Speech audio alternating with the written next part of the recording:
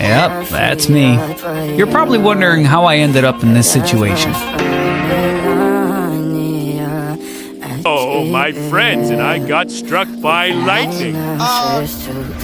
We discovered we had become black people.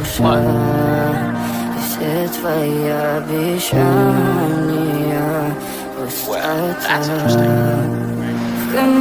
We also realized that living in America as a black person was a lot different than we thought.